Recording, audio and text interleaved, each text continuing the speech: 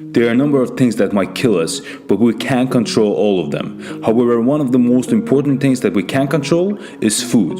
Hence, I'm about to talk about food consumption, avoiding heart and cardiovascular diseases to live healthier and longer life. But if after watching this video you still decide to continue with the way you currently eat, so be it. I'm not the nutritionist or the scientist, so I'm not trying to convince or challenge you here. It's entirely up to you to either take action or not. You see, I love meat like most of us do, because we got introduced to it from the childhood and it's a natural part of our daily diet. Eating sausages, bacon in the morning, or eating nice steak in the restaurants are something we all enjoy. However, sometime later in life, we meet a vegan or vegetarian person who sits across the table from us and explains why they don't eat meat. The main reason of which is typically animal protection and environment. And typically, for us, these reasons wouldn't sound convincing enough not to eat meat, especially because we heard loads of times that our body naturally was designed to eat meat and that all of our generations used to be hunters and ate meat. We are concerned that if we stop eating meat, where are we going to get our protein intake?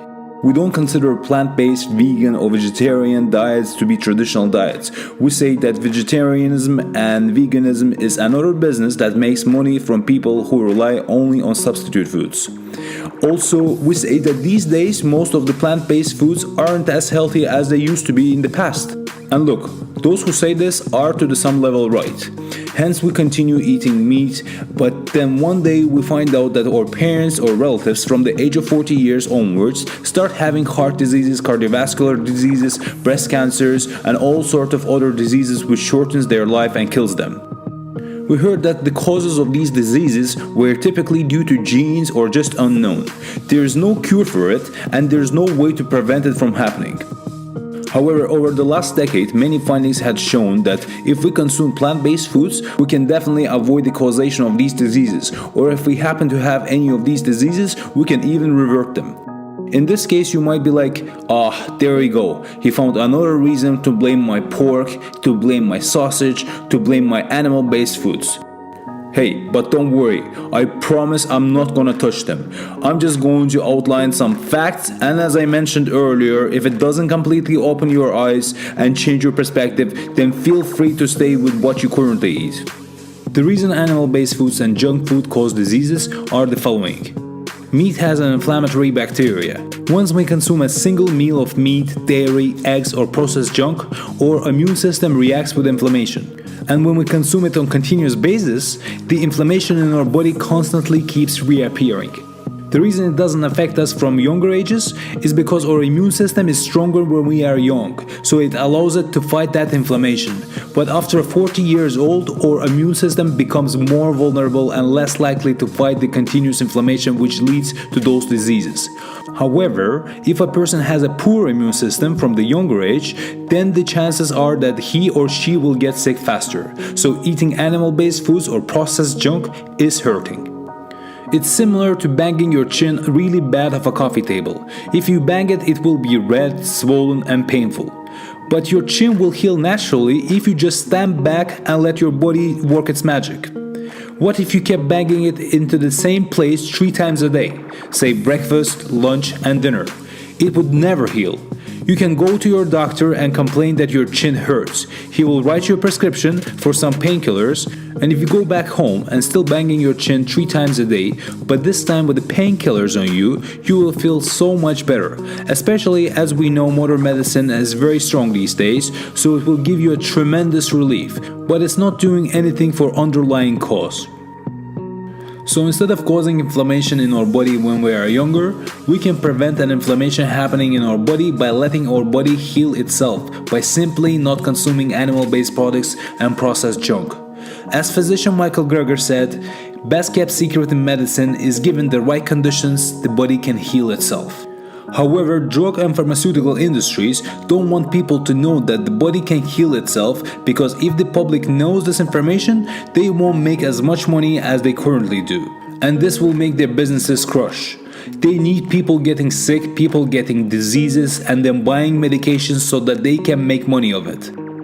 This is why they pay loads of money to the government, so that the government can let them do their businesses by letting meat, egg, dairy and processed food to be completely legal in the supermarkets, restaurants and cafes. This is a huge and powerful business that most likely won't go anywhere. This is similar to smoking in the 50s. Back then it was announced that smoking in moderation is absolutely normal. Most doctors smoked, and most of the people would smoke almost half pack a day. There was no information that it could cause cancer, problems to our lungs, or any other causes that could cause massive effect to our health.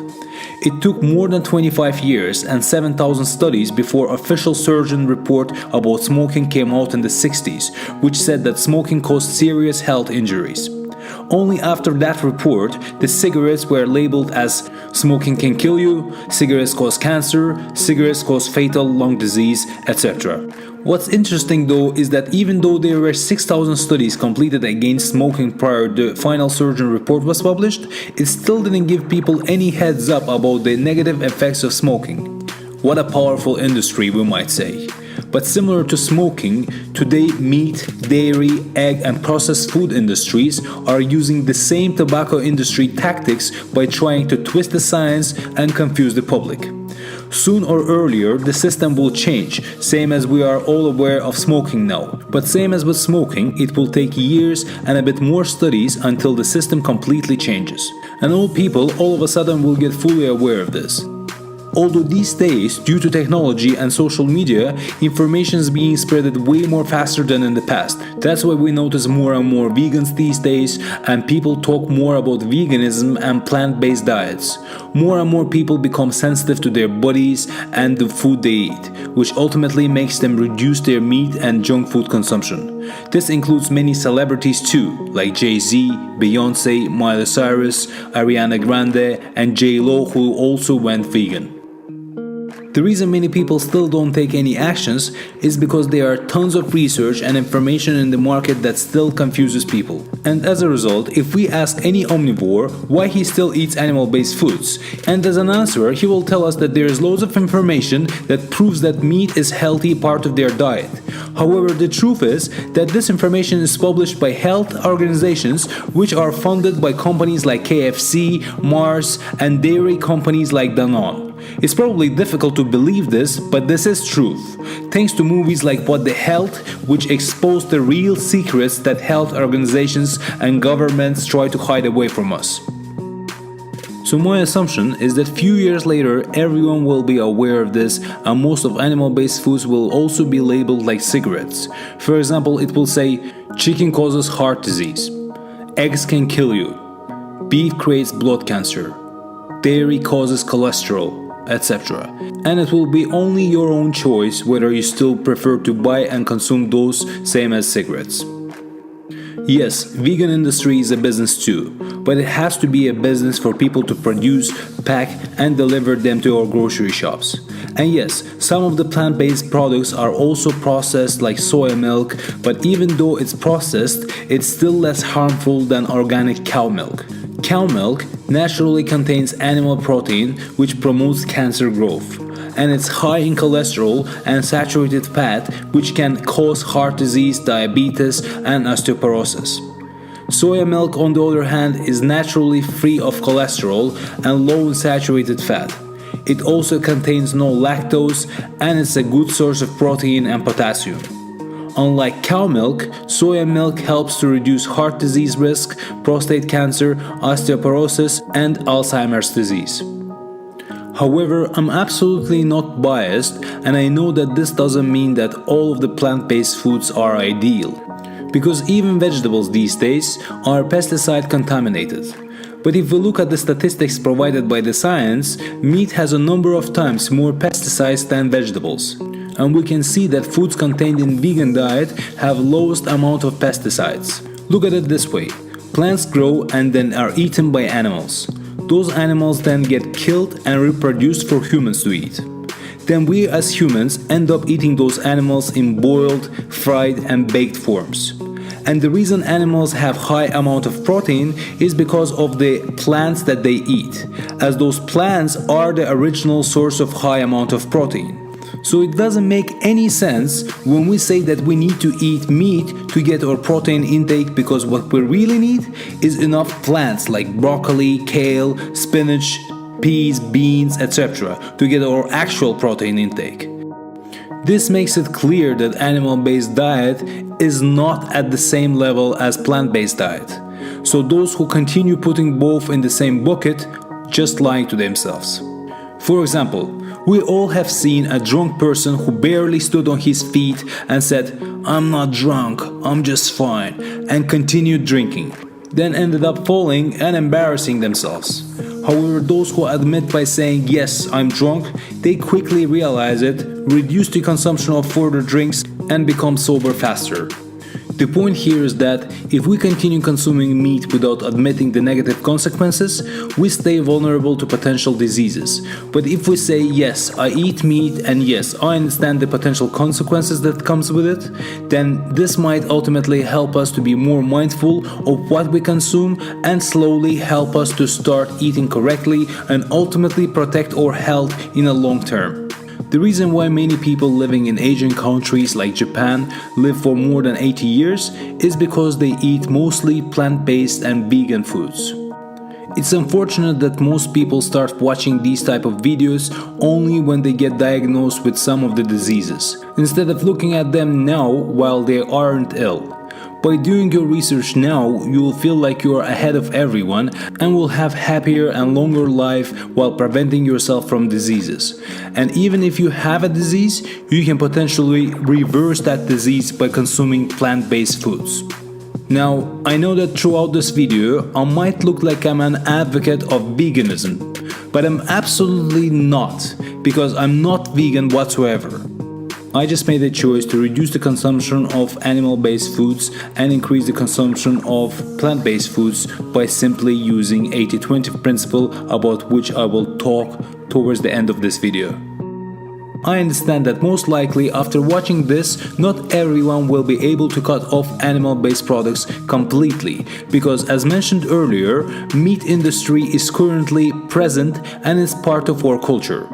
And some people still might have strong cravings for meat, and living without it might be an extremely difficult thing.